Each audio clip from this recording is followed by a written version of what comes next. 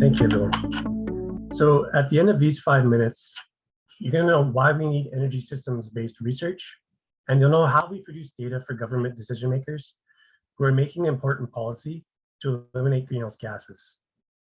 So first, let's go back to the basics to understand what's motivating this research. Scientists have developed methods to determine atmospheric carbon dioxide concentrations going back 800,000 years.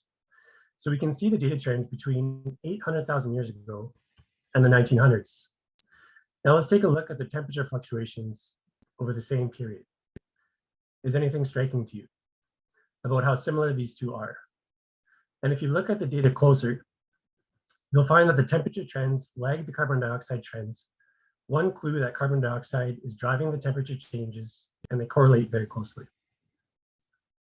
Now, if we look at the concentrations of CO2 going back 800,000 years up to the present day, you can see the extraordinary jump in the 1900s, coinciding with the Industrial Revolution and humanity's production of large amounts of CO2, mainly due to energy use.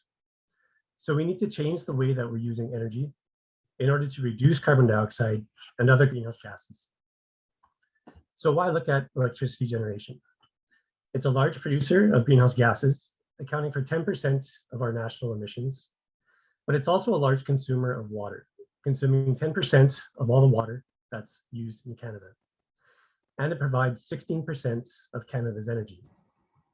Since reducing emissions is going to mean changing technologies, we need to be aware of the other impacts that may affect our lives, such as on water availability, the reliability of having electricity, and the cost of electricity, since every family relies on electrical energy and pays an electricity bill.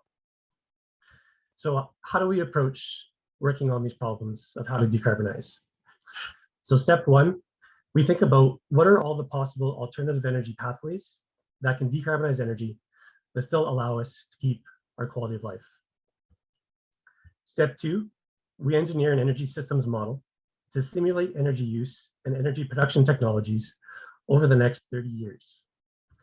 And step three, for each of these pathways, we use the model to determine the impacts to greenhouse gases, to energy costs, and to water use. Our modeling approach is rigorous in terms of simulating how provincial electricity systems operate and how and where these power plants withdraw water from. What we've been able to find so far is that when we compare business as usual electricity systems with decarbonized versions of the same systems, the elimination of greenhouse gases from fossil fuels is technically feasible, is economically favorable, and can reduce water consumption. And we find that this can be done with a significant scale up of renewable power, mainly from wind, but with help from hydro, solar, biomass, and nuclear. When looking at the results for each province, we find that most of the change that is required is in Nova Scotia, New Brunswick, Saskatchewan, and Alberta. So what this chart shows is the scale of water savings, indicated by the area of the circle for each region, the scale of GHG reductions, indicated by the position of the circle on the x-axis, and the cost of the transition, indicated on the y-axis. While Alberta would have the most costly transition, we show that it is less costly than continuing the current fossil fuel-based system, and we have confirmed this by analyzing over 400 different pathways. A combination of Alberta wind and hydro expansion can provide cost savings, as well as contribute 10% to meeting Canada's 2030 climate target. More modeling is required to fully understand these pathways, but these results still offer an appropriate level of rigor to inform policymakers about the benefits of transitioning Alberta's electricity system to renewables. So one important reason for these results is the extraordinary improvements over the past 2 decades in harnessing the energy of wind and in reducing the cost of wind-based power. This image shows the latest technology from GE, where one single turbine can now power over 5,000 homes.